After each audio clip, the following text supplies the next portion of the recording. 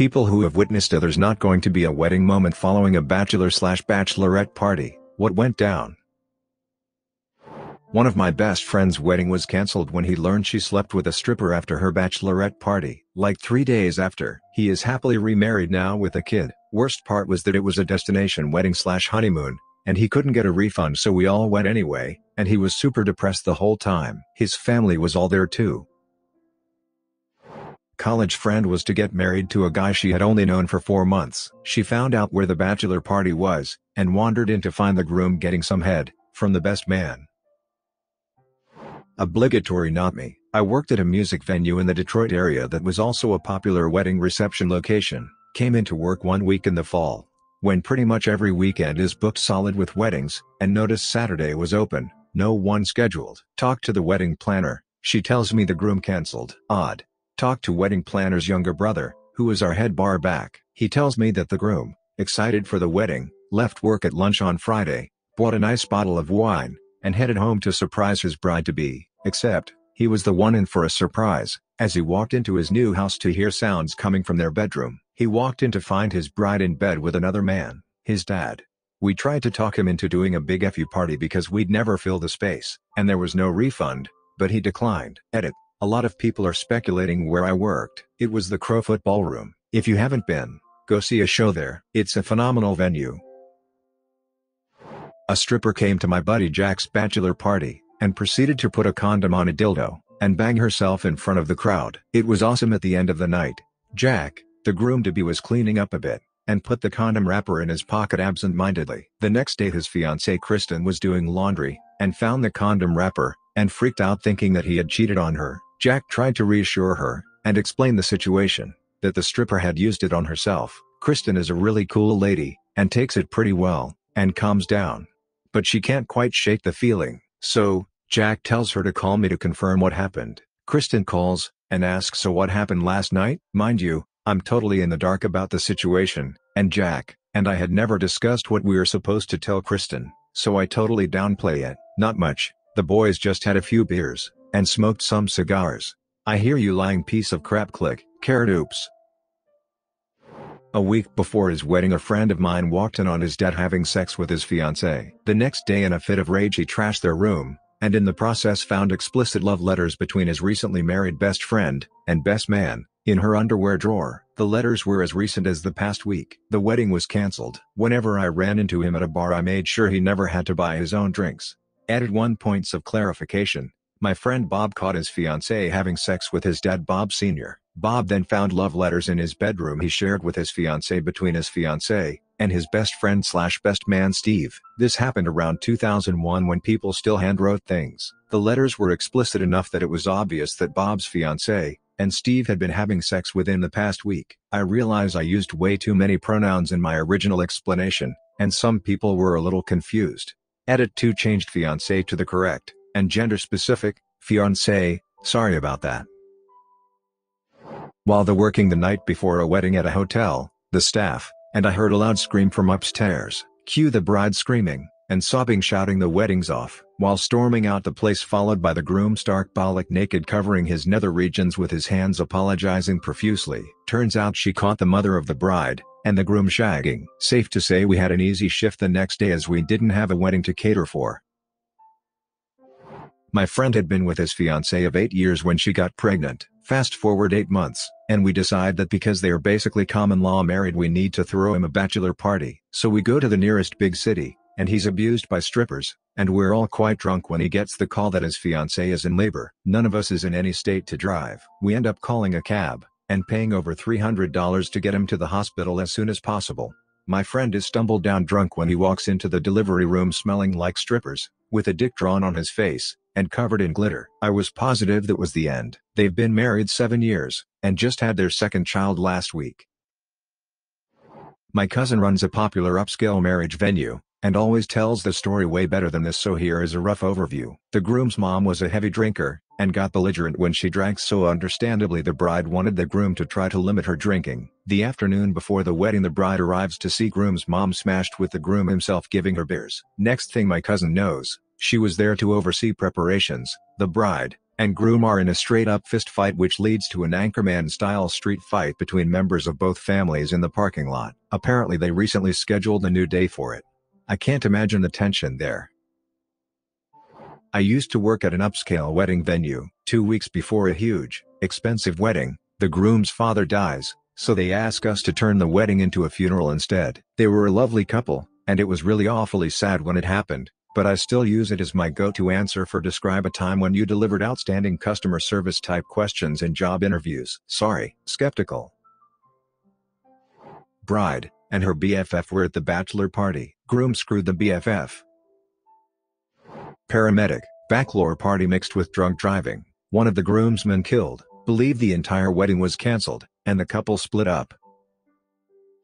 Sister of the groom chatted with the sister of the bride. Just casual conversation, but it came to light that almost 100% of what the bride had said besides her name was a complete lie. Sister of the groom calls him up, and says he really needs to figure out if this is right. A few fights, and some long thinking later the groom leaves her, and leaves town. It got worse though. Turns out pretty much all the bride's friends had been lied to as well. They all stopped talking to her. Edit. I replied below with some examples of the lies, but seems to have gotten lost in the thread. Pasting that answer here. Just the normal details of a person's life. Where she went to high school. Instead of a boring suburban school, it was an expensive private school. Claimed her family had a ton of money she was set to inherit. Claimed they had a home in Hawaii. Faked knowing people in the same industry. Small to large, didn't really matter, almost all of it was fake from what I heard. I didn't really know her, but we were at the same company. People I worked with used to work in her department, so I just heard most of it secondhand. And no idea how she thought this would work for the rest of her life. I honestly think she had a mental condition. From what I understand, she tried to rekindle the friendships, but quickly started to lie again. And that was it. She quit the company shortly after all this went down. I woke up on a Sunday, and saw on the news that a bachelorette party had been burned alive after the limo caught fire by itself, on a bridge towards San Francisco. It was the start of a crap day. Edit. People are asking if I knew the victims. No, I don't know them. However, as a human I can sympathize with women who died just before what was supposed to be the happiest day of the bride's life. This is an incredibly tragic story that could have been avoided had the limo driver pulled over and unlocked the doors. All we would have heard about this story if it were reported on is the story of how a car spontaneously combusted. There's a story that goes around. I can't vouch for the truth of it or not. Call it an urban legend. First of all, if you've never been to a Jewish wedding, the way it goes is, first they have the reception, with the bride and groom in separate rooms, then the ceremony, then family goes away to sit for pictures while the guests sit down to eat, then the bride and groom come in, and the dancing starts. In between the ceremony and the pictures, though, is what's called yichud, which doesn't really translate, but it approximately means isolation together. The bride and groom lock themselves in a room, and are observed by two reliable witnesses outside the door to have stayed therein long enough to have consummated the marriage. Although nobody actually does it there, it's considered D-class. This is what actually solemnizes the marriage. Well, one of three things. The other two are signing a marriage contract, called a ketubah, and transfer of a piece of chattel property, traditionally a ring, though it can be other things, from the groom to the bride. So, after the yichud, the bride comes out and announces, "Sorry everyone, the wedding's off. We'll be getting a divorce, and we're returning all the gifts, except for the bedroom set, where I caught my new husband trying it out with my sister last week." So, there are far worse stories here in this very thread. What makes this one noteworthy? Well, think about this. She knew about the episode before the wedding. Why'd she go through with it? Because under Jewish law, if you've once been married to a woman, even after divorcing her, you aren't allowed to marry her sister at any time until your first wife has died. By going through with the ceremony, she in effect locked her sister out of ever being able to get together with her soon-to-be ex. In the early 90s, my friend's brother was getting married. The night before, the groom and best man decided they should kill the ex-boyfriend of the bride. They did. They got caught, and the wedding was cancelled, for obvious reasons. As far as I know, the two are still serving time. Bachelor party in Vegas. Bachelor hooks up with a girl, gives her his cell phone number so they can continue the party that night. Bride-to-be is sitting at home with the iPad getting all of the iMessages from the girl. She canceled the wedding that day. My buddy was sitting on my couch the night before his wedding. He said, "I want to throw that swine in a combine." The rest of us all kind of looked at each other in disbelief. It lasted a year or two. She's still alive. I'm a musician. I work on an infamous street for drunken revelry and debauchery. One night, a bachelor party came in around the same time as a bachelorette party. The show I work with does special things like funny songs for special events, so I bring them both up at the same time to do something special. In the middle of this, on stage, they start making out. And they do not stop. I finish my routine as best I can, and get them off stage. Later, as I'm looking around the audience, my eye catches on them again. They're in the back corner just going at it, while their respective parties hang out up near the front of the stage. And they are really getting into it, hands down pants, and up skirts. At some point they disappear. I take a break, and head to the restroom. It's locked. I hear a woman screaming from within, not moaning, not sighing, screaming "F me harder." I sit in the lounge area outside the bathroom for about 10 minutes. The bachelor and bachelorette come out, looking a bit disheveled, but not too bad. They see me, and immediately want to chat. For some reason, people always want to get to know the musicians here. There's curiously no guilt on them at all. I have to piss like a racehorse, but this is too good to pass up. Come to find out, they both are getting married to other people, but know each other from having lived in the same small town of about 5,000 all their lives. They ran into each other for the first time since high school graduation at our bar, and old feelings emerged that neither had ever attempted to act on. They don't stay long, and as they leave I hear the bachelor say, "I have my own room. Let's go there." The rest of the party stays till the show is over, partying hard, and having fun. Possibly the best bachelor/bachelorette parties I've had. Usually bachelor parties get too drunk, and bachelorette parties devolve into crying fits and arguments. Anywho, I wind up seeing the bachelor and bachelorette together at our bar, and out in the street every night for 4 nights. Always holding hands and or getting frisky. They came back a little over a year later. They got married here in our town to each other instead of who they were engaged to that fateful night. Most of their respective bachelor/bachelorette show up for the event. With this story, I always feel torn. Did I participate in the destruction of 2 relationships, or did I facilitate the meeting of 2 soulmates? Edit. I thought I might eventually have to disclose what street it was, or that it would be obvious, but now I see there are so many. Edit 2. As many of you have guessed, and keep guessing, it is in fact Bourbon Street in New Orleans, Louisiana. I won't speak to the type of bar or the specific place. NOLA is a crazy enough place without adding Reddit stalkers. Not me or anyone I know personally, but in Detroit there's an AM radio show called Dave and Chuck the Freak. The show is pretty much what you expect, dick and fart jokes mostly, but they had a question to the listeners one morning on this exact topic. The story went that the caller had gotten super drunk at his bachelor party, and some of his groomsmen sodomized him with liquor bottles, and took photos. The caller had even stated that he brought this up to his fiancée, and she basically said, "Get over it, and don't ruin my big day." Needless to say, having this info out on the Metro Detroit radio waves caused quite a backlash against the groomsmen and fiancé, even ending in some kind of legal battle, if I recall. Anyway, the caller received very positive support from the community to cut it off with his fiancée. There was even a trending hashtag on Twitter for a while after. Edit. A letter edit. AM as in the morning. Friend invites me to his wedding. He and fiancé are fairly poor, have lived together for years. They're both semi-disabled, his is PTSD, hers is physical, and on fixed incomes, and live in a somewhat expensive area. They have 3 gift registries, Target, Macy's, Crate and Barrel, and a huge invite list, over 300 friends/family members.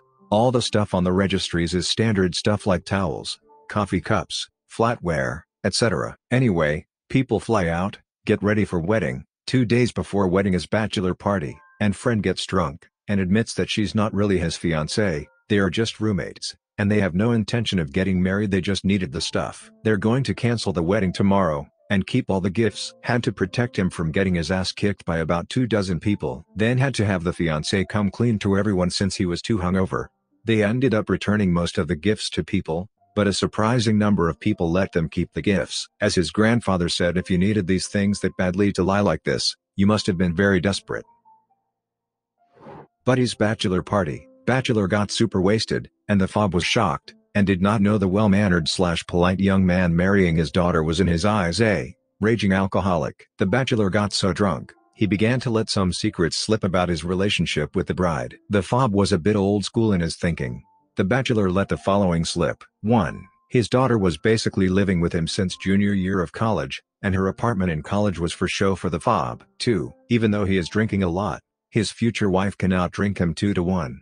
3. His future wife has cute tattoo on her inner thigh, and that all his/her friends had seen it when they went skinny dipping at the Fob's lake house. 4. We had a massive graduation party at his lake house when him and his wife were in Europe for 2 weeks. 5. The bride is into some kinky stuff. That drew the line. The Fob declared there would not be a wedding. Where has he gone wrong raising his daughters? Then he said his life is effed. He has 4 daughters total, and this was his oldest, and who he considered his best behaved. Edit. Spelling errors. They were married. Peer pressure.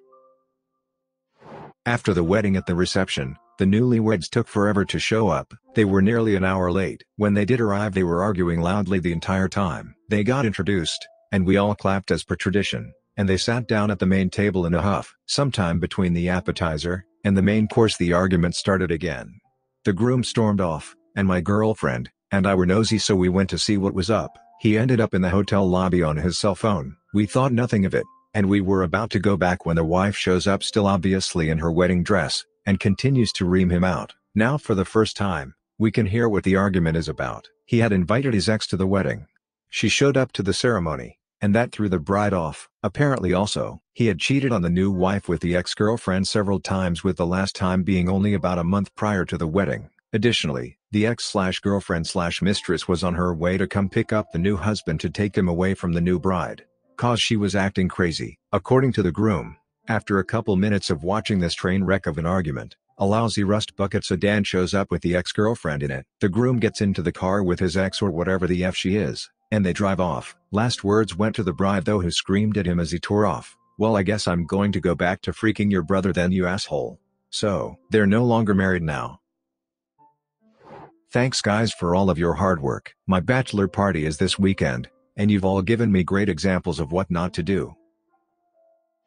An ex-girlfriend was at a bachelorette party at a seedy male strip club. She came home from the party, and said well, the wedding is off. The bride was getting the usual treatment, sitting in a chair with strippers gyrating around her, whipping dongs around, and then one put whipped cream on his dick, and invited her to lick it off, which she did, with her tonsils, until the stripper shoots his load all over the front of her on the bride t-shirt. About this moment, the bride kind of comes to her senses, looks around, and sees like 20 of her friends pointing cell phones at her recording, and taking photos, and starts freaking out.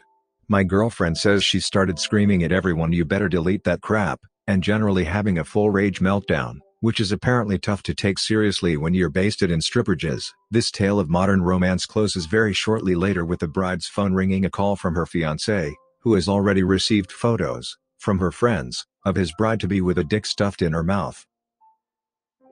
Buddy of mine went out night before wedding, crashed his car, and died. They dated for like 5 years, and the morning of the wedding, he was dead.